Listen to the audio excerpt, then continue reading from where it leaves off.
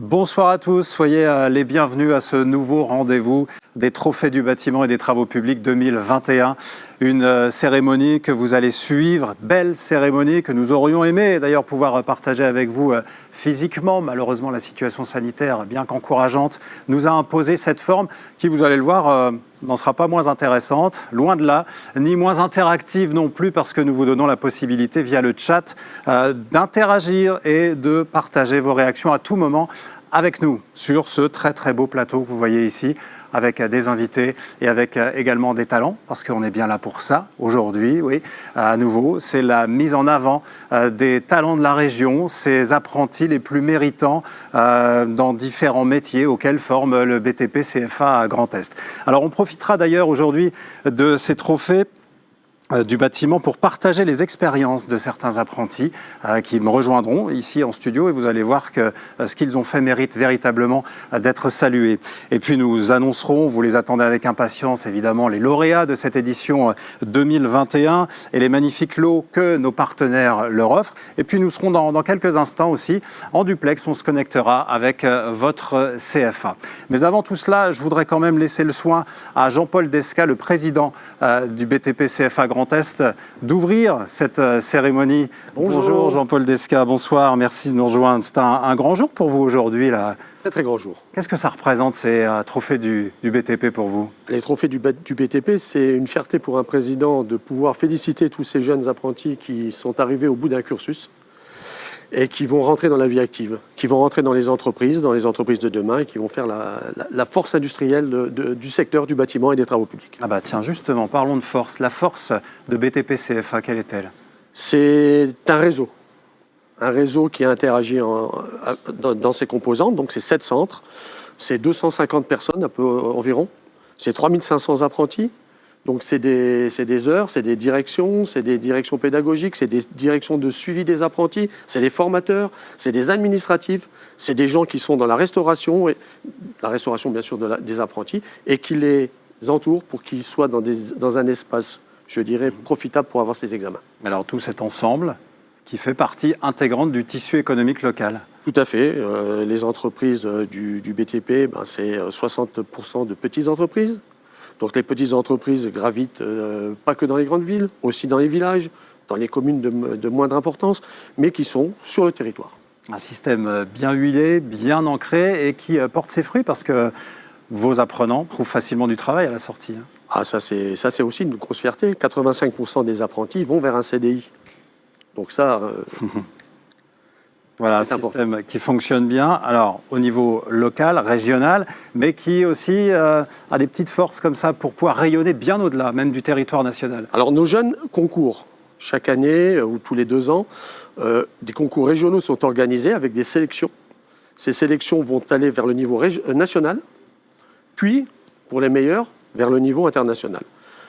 Dans nos CFA, dans cette association, nous avons plusieurs champions du monde, plusieurs champions de France, et plusieurs champions régionaux. Donc c'est cette force, c'est cette fierté qui retombe sur tous les CFA et sur le secteur du BTP dans le Grand Est. Et ben voilà donc un président BTP CFA heureux de ses formations et fier de ses apprenants. Merci beaucoup Jean-Paul Desca. Avant de découvrir les premiers lauréats des trophées, parce qu'on est là quand même aussi avant tout pour ça, pour vous les présenter aujourd'hui, on va accueillir dans quelques instants l'apprenti aussi qui a gagné son ticket pour ces sélections internationales, la finale qui aura lieu à Shanghai en octobre prochain. Mais je vous propose d'abord qu'on se connecte avec les centres et votre centre CFA à Grand Est. Je crois que la liaison, elle est faite. Ouais, ça marche? Eh bien, allons-y. Bonjour à vous. Bonjour à toutes et à tous. Bienvenue dans notre remise des prix virtuels afin de récompenser tous nos apprentis. Éric Lefranc, directeur de l'établissement BTP CFA Aube et l'Institut universitaire des métiers du patrimoine. J'en profite pour vous annoncer que le site de Pont-Sainte-Marie va bientôt s'agrandir pour accueillir nos apprentis BTP Grand Est sur la partie travaux publics. Et puis, nous allons aussi récupérer les CAP plâtriers. Donc deux nouvelles sections, CAP, canalisateur et constructeur de route. Une nouvelle cellule multi-énergie qui va nous permettre d'accueillir nos futurs bac pro en installation thermique et sanitaire. Des résultats très positifs cette année, puisque nous avons encore 100% de réussite au niveau des BTS, au niveau des bac pro, que ce soit sur le CFA ou l'IUMP. Donc un apprentissage en bonne voie, voie de l'excellence. Nous sommes heureux de mettre à l'honneur tous nos apprentis du CFA bâtiment et de l'IUMP. Et l'équipe du CFA et de l'IUMP s'associe et sont fiers d'accompagner vos projets. Bon courage pour la suite, une totale réussite, belle cérémonie. Merci. Merci beaucoup pour cette présentation. Merci aussi pour vos encouragements que, j'imagine, les apprentis apprécieront. Vous restez avec nous dans un instant. On va découvrir celui qui a gagné son ticket pour la finale internationale des WorldSkills. Mais d'abord, vous l'attendez évidemment avec impatience, l'annonce des noms des lauréats de cette édition 2021, des trophées du BTP Grand Est. Les voici. CAP carreleur mosaïste. Les lauréats sont en deuxième position Norman Geoffroy dans la société Peunier-Joël avec 10,84 points de moyenne. Et en première position, William Flamand dans l'entreprise Donon Emmanuel avec une moyenne de 12,82. Félicitations à tous les deux. CAP Charpentier-Bois, un seul et unique lauréat pour ce diplôme, Alexis Berthier avec une note moyenne de 13,5 points en alternance chez SARL Didon et Fils. Bravo. CAP Couvreur, lauréat numéro 3, Tom Chagreau en alternance chez L. Lehmann Guillaume, 13,08 points de moyenne. Lauréat numéro 2, Kevin Debert chez Debert Entreprises, note moyenne 13,89. Et lauréat numéro 1, Florian Heinz, encadré par la société LT Couverture, il obtient la note de 14,41 points. Félicitations. CAP électricien, Hugo Plachert, troisième lauréat avec 15,53 points chez Electro 2000. Deuxième, Camille Néola avec une note moyenne de 16,53 avec l'entreprise 3Elec. Et Hugo Ravigno occupe la première place en obtenant 17,7 points de moyenne chez SARL-Elec. Bravo à tous les trois. CAP maçon, les lauréats sont Thiago Ferreira-Queiroz, troisième avec 15,12 points, encadré par l'entreprise Batiteg. Jérémy Barbier, deuxième avec 15,14 points en alternance dans l'entreprise Amima. Et premier lauréat avec une note de 17,1 points, Thibaut Arnoux dans la société d'Allemagne René. Excellent travail, félicitations. CAP menuisier fabricant, la troisième place est occupée par Samuel Soily avec une moyenne de 14,62 points, encadré par la société GEC BTP Champagne-Ardenne. En deuxième position se trouve Tom Drouin avec 14,68 points de moyenne avec l'entreprise Berns Déco-Meubles et Lisette Brown occupe la première place avec une moyenne de 17,38 en alternance chez MCC Gauthier SAS. Bravo à tous les trois. Les trophées du BTP 2021, c'est aussi l'occasion de découvrir des parcours exceptionnels. Des parcours exceptionnels que viennent couronner les WorldSkills, dont on va maintenant parler tout de suite avec Maxime Bloquet et Jean-Philippe Berton. Bonjour à tous les deux. Bonjour. Jean-Philippe Berton, vous êtes adjoint de direction en charge de la pédagogie pour BTP CFA Marne. On peut dire aussi que vous êtes éleveur de champions à vos heures. À mes heures, dans un passé un peu lointain maintenant. Mais ça vous est arrivé, vous avez entraîné une apprentie qui a fini championne du monde de peinture, c'était en 2013. Oui, bravo à elle et à vous pour l'avoir accompagnée. Donc vous êtes très bien placé pour nous présenter ce que sont les WorldSkills. Oui, alors les WorldSkills, c'est comme les Jeux Olympiques au niveau des sportifs, mais là c'est les Jeux Olympiques des métiers. Donc là c'est la compétition des métiers. C'est une compétition qui se passe finalement en 3 phases, on pourrait dire pratiquement 4, avec la sélection déjà des formateurs qui vont repérer les petites pépites sur différents métiers, sur chaque CFA. Et puis après, il y a une sélection régionale puis une sélection nationale où on va désigner le ou la championne de France pour justement rentrer en équipe de France et faire partie justement de cette équipe de France qui va concourir cette année en 2022 à Shanghai. Donc un concours qui se déroule tous les 2 ans, donc c'est même encore mieux que les Jeux Olympiques sportifs, puisque c'est une compétition qui se déroule vraiment sur 2 années. Donc là, Shanghai 2022 pour Maxime. Et on va le voir, on n'est pas très loin des Jeux Olympiques, en tout cas dans la préparation. Quel est votre lien, vous Jean-Philippe Berton, votre rôle en lien avec les WorldSkills? Alors un nouveau lien depuis cette année, le rôle qu'on m'a confié au BTP Grand Est, c'est d'encourager, d'accompagner au mieux les formateurs, formatrices qui se lancent dans ce concours pour repérer justement nos apprentis qui veulent se dépasser, qui veulent toucher un peu l'excellence. Et donc je vais avoir un nouveau rôle au niveau régional pour pouvoir justement accompagner, former au concours pour plus tard espérer avoir aussi des médailles aux prochaines Olympiades qui se dérouleront au niveau international en 2024 sur Lyon. Et toi Maxime, donc tu as réussi, participé à ce concours, tu as passé la sélection également et tu as obtenu la médaille d'or aux sélections nationales en catégorie menuiserie. Tu seras donc à Shanghai en 2022 pour cette... là, ce sera en octobre prochain. Comment est-ce que tu t'es retrouvé à concourir pour les WorldSkills? Eh ben, j'étais jeune, un professeur du CFA BTP de Pont-à-Mousson qui a cru en moi, qui m'a inscrit et qui m'a dit faut tenter ta chance. Je me suis dit de toute façon j'ai rien à perdre, on n'a rien à perdre dans ce concours, on n'a qu'à gagner, donc j'ai tenté ma chance. Et qu'est-ce qu'elle t'a apporté alors cette expérience? Eh ben, elle m'a apporté beaucoup de rigueur, une fierté personnelle, une capacité à assimiler les choses, à travailler vachement plus importante. Ça a été un accélérateur de compétences complètement dans ma vie professionnelle et j'en suis super content, quoi. Et puis une médaille d'or comme ça, j'imagine, c'est une belle carte de visite aussi pour une entreprise, ça. Tout à fait, oui. Ouais. C'est une super carte de visite, ça enrichit beaucoup un CV et c'est hyper important. Et puis une médaille d'or qui te permet aussi de devenir membre de l'équipe de France des métiers. Et là, devant vous, vous n'avez plus un simple menuisier, mais vous avez un athlète menuisier. Voilà, ça paraît un peu pompeux comme ça. Maxime, non, ne se la pète pas, vous le voyez, plutôt du genre modeste. Ouais, complètement. Tu ne présentes évidemment pas les choses comme ça, Maxime, mais dans les faits, c'est ça. Tu te retrouves là à suivre un entraînement digne d'un athlète qui préparerait les JO. C'est tout à fait ça, ouais. On est suivi mentalement, physiquement, diététiquement aussi. On nous parle que de performance en fait. À l'heure d'aujourd'hui, il ne s'agit plus de savoir scier du bois, quoi. Il faut aussi avoir des capacités physiques et mentales de travailler, pour mon cas, 22 heures dans une compétition, être concentré pendant 22 heures et à donner 200% de nos moyens.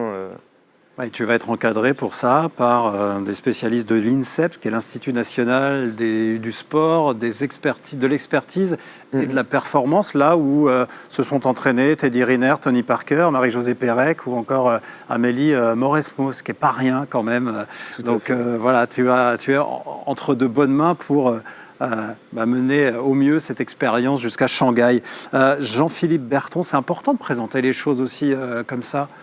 Quand on entre au CFA, on se dit je vais être menuisier, je vais être maçon, mais il y a ça aussi qui derrière. Voilà, parce qu'on a toujours, par le passé, ça s'améliore, mais dévaloriser un petit peu nos métiers, et notamment nos métiers manuels. Et là, on voit que dans le parcours de Maxime, qu'en plus, c'est pas découragé.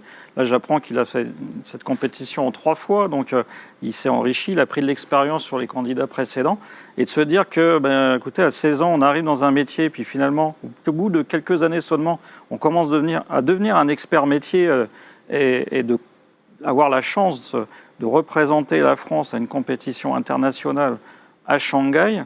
Il faut se rendre compte, c'est 4 jours de compétition, c'est 1500 compétiteurs, il y a plus de 85 pays. Et l'objectif, comme le dit Maxime, c'est pas simplement, entre guillemets, de scier du bois, c'est être le meilleur pendant ce concours et performer, donc c'est l'excellence. Eh bien, merci à tous les deux de nous avoir présenté les WorldSkills. On vous souhaite plein de réussite pour Shanghai et puis dans l'accompagnement également des prochains candidats à ce concours. Eux aussi ont réussi également et de belle manière. Ils font partie des lauréats de ces trophées du bâtiment et des travaux publics 2021. Vous allez les découvrir tout de suite. Et puis juste après, restez avec nous parce qu'on va voir comment on peut aussi apprendre son métier à l'étranger avec le programme d'échange européen. Session 2, Aube.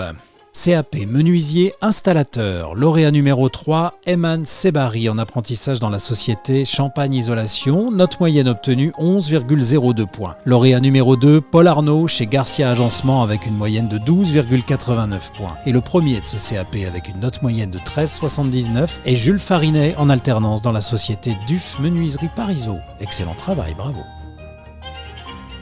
CAP métier du plâtre et isolation.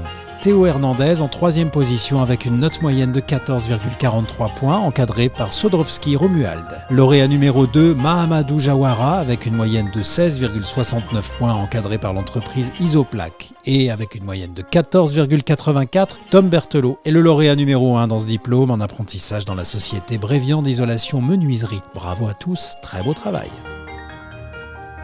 CAP monteur en installation sanitaire. Colin Chaplin chez SARL Grand Acier Établissement se place 3e avec 14,46 points. Brian Sautreau, chauffage service plus, obtient la note de 14,47 points. Il est 2e. Et le premier avec 15,15 points est Kylian Masson en alternance chez Aube Énergie. Très beau travail, messieurs, bravo. CAP monteur en installation thermique. Les lauréats sont Émilien Picard chez Dumont David, 3e place avec 15,75 points de moyenne.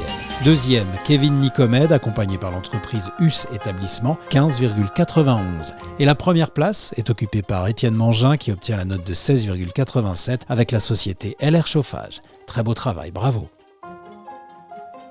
CAP peintre, applicateur, revêtement. Les lauréats sont Baptiste Batte en alternance dans l'entreprise Renard, 14,73 de moyenne. 2e position, occupée par Manon Bouvet, avec une moyenne de 14,78 points dans l'entreprise IMPP Rénov. Et en première position, Alice Meunier a obtenu la note moyenne de 15. Elle est encadrée par la société Pereira Marc. Excellent travail à tous les trois, bravo.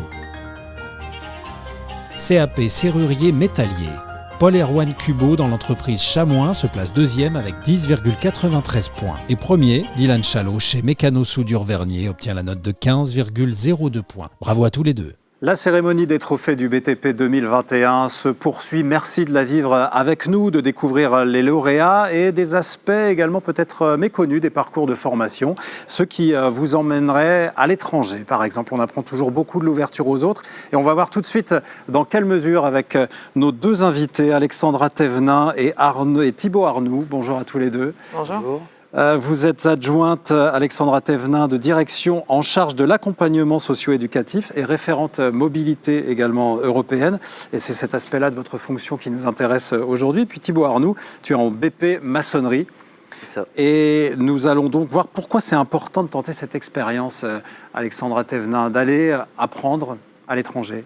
C'est une vraie plus-value dans le parcours de formation d'un apprenti, savoir cette partie développement de compétences professionnelles, mais aussi un enrichissement personnel à travers un autre pays que la France. Et vous proposez 3 façons finalement d'y aller. Oui, nos groupes sur le BTP CFA Grand Est partent soit en entreprise, ils partent travailler dans des entreprises locales, partenaires du projet Erasmus, soit ils partent faire un chantier de rénovation, de construction, ou parfois ils ont aussi une forme d'alternance où ils peuvent partir avec une semaine en entreprise et une semaine en cours, découvrir les différentes techniques dans le pays. Alors toi Thibaut, tu as 21 ans, tu as tenté l'expérience, 2 semaines en Italie, c'était en Toscane, pas n'importe quelle région, ça devait être joli. Qu'est-ce qui t'a donné envie d'y aller ? Tu es parti avec le groupe, mais qu'est-ce qui t'a excité dans cette expérience ? D'apprendre de nouvelles choses, d'apprendre de leur pays, le paysage aussi de l'Italie quand même. C'est pas la même que chez nous. Ouais. Qu'est-ce que tu as fait là-bas ?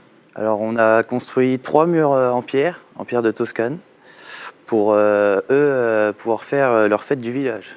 Pierre de Toscane, que toi tu n'avais jamais travaillé, donc tu as appris des choses différentes de ce que tu apprenais ici au CFA ? Oui. Ouais. Ils travaillent, c'est plus artisanal. Nous on est plus dans la modernité. C'est-à-dire ? Ils ne travaillent pas avec les mêmes outils, et c'est à l'ancienne. Ouais. Et ils sont sympas les maçons italiens ? Ah oui, très convivial. Ouais. Accueillant aussi. Ouais, très accueillant aussi. Parce que ça, c'est important aussi, l'accueil dans l'entreprise. La langue, la barrière de la langue, est-ce que ça a été un problème pour toi ? Non, ça a été. Après, on avait notre prof qui parle très très bien italien, alors elle nous a beaucoup aidés. D'accord. Puis le langage des signes aussi aide beaucoup. Ils parlent beaucoup avec les signes, les Italiens, Oui, c'est ça oui. Ouais, d'accord. Donc tu t'es enrichi finalement au travers de cette exactement. expérience. Et puis même socialement aussi, on l'imagine, parce qu'il y a l'expérience de vie en groupe.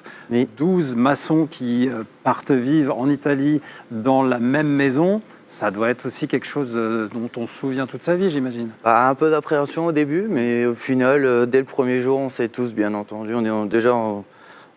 On était tous des camarades, alors. Mais franchement, très bien, une très très belle expérience. Même avec nos 2 professeurs, très très bien.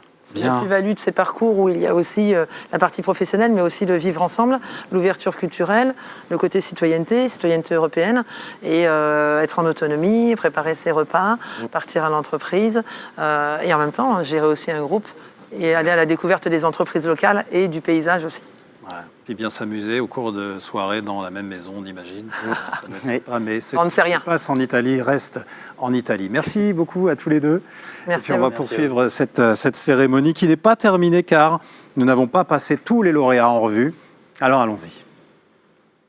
Session 3, Aube. Maîtrise complémentaire, Zingri. Mathieu Blondelot en alternance chez Dibiec OBS, 3e avec une moyenne de 11,5 points, suivi de Dorian Callot, encadré par la société Richard Michel et Fils, note moyenne 11,75. Et en première position, avec une note de 12,87, Damien Bertamini en alternance dans l'entreprise Bertamini Fils. Excellent travail, bravo à tous les 3. Bac Pro, métier électricité, environnement connecté.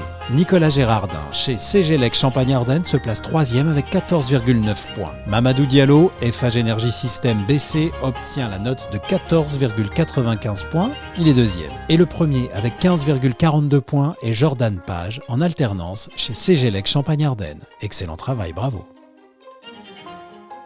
BP Masson, lauréat numéro 3, Benjamin Diane, encadré par la société Diane, il obtient la moyenne de 10,52 points. Quentin Blom, dans l'entreprise RM Bâti Réno, note moyenne 11 points. Et le premier lauréat qui totalise une moyenne de 14,02 points, Quentin Champagne, avec l'entreprise Bruno Rost. Félicitations à tous les 3.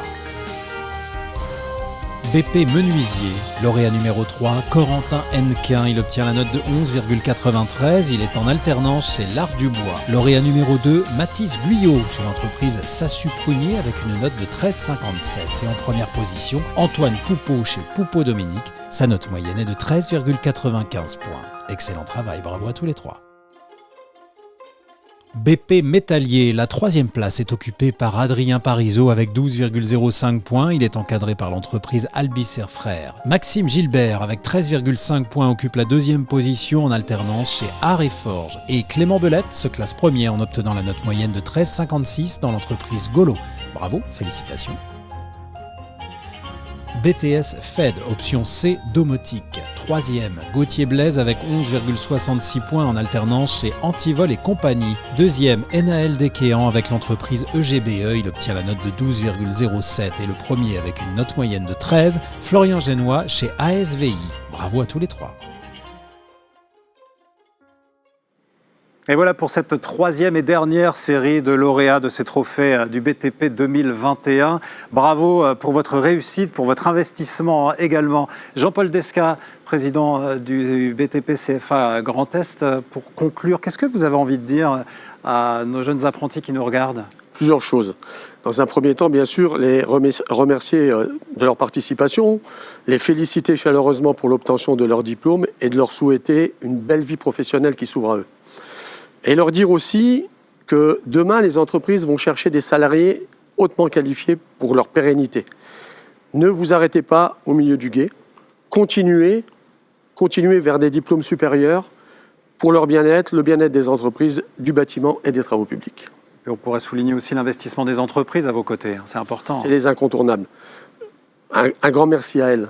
Un grand merci pour leur participation, pour leur action qu'ils ont auprès de nous dans les CFA et leur action de formation auprès de nos jeunes.